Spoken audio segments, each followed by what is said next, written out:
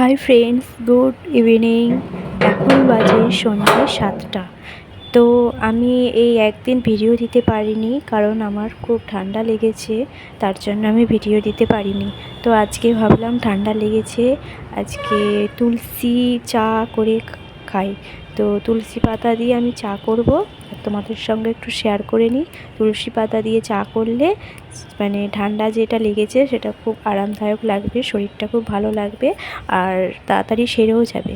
তো আমি এখানে বড় বড় তুলসী পাতা হয়েছে আমার, যে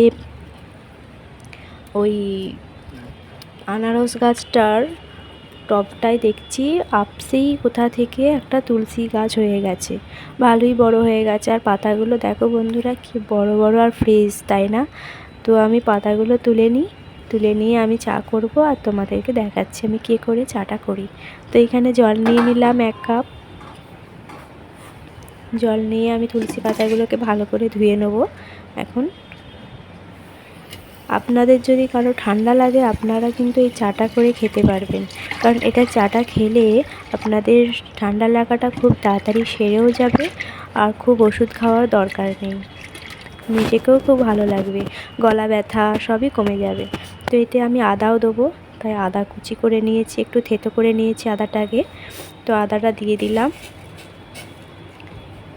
আদা দিলে আর তুলসী পাতা দিলে অনেকটা মানে গলাটা খুব ভালো, যাতে ধরে যায়, কাশি হয়, এইসব পক্ষে খুব ভালো, গলাটা সারে। ওষুধ তো খেতেই হবে, ওষুধ না খেলে আবার ভালো হবে না, তার সঙ্গে এই চাটা খেলে আরও বেশি তাড়াতাড়ি কাজটা পাওয়া যাবে।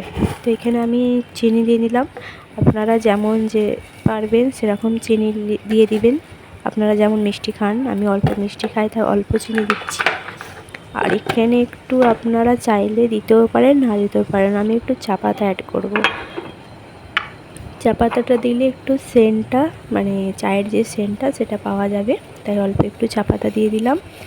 আর তুলসী পাতা, আদা আর চা পাতাটাকে আমি অনেকক্ষণ ধরে ফুটাবো, যতক্ষণ না জলটা হালকা সবুজ ভাব আসছে।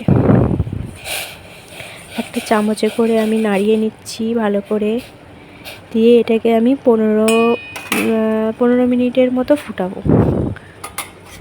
আস্তে আস্তে জলটা হালকা শুকিয়ে আসবে, আর কালারটা চেঞ্জ হয়ে যাবে, যে দেখতে পাচ্ছেন হালকা সবুজ একটা ভাব এসছে। তো তখনই জানতে হবে আপনাদের চাটা তৈরি হয়ে গেছে, তুলসী পাতার চাটা। কারণ তুলসী পাতার যে রসটা, সেটা তো চায়ের সঙ্গে না মেশা পর্যন্ত কাজ হবে না ভালো। তো আমি এখানে ঢেলে দিচ্ছি, আমার চাটা হয়ে গেছে। একটা ছাঁকনির সাহায্যে আমি ঢেলে নিই।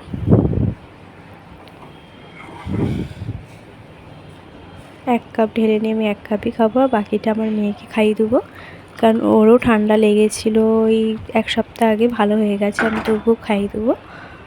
এখানে আমার চাটা রেডি, আর গন্ধটাও খুব সুন্দর, একটা স্মেল, ভালো একটা স্মেল পাওয়া যায়। তোমার চা রেডি। তো কেমন লাগলো বন্ধুরা ভিডিওটা? আজকে ছোটো পাড়া একটা চায়ের ভিডিও আমি তোমাদের সঙ্গে শেয়ার করলাম।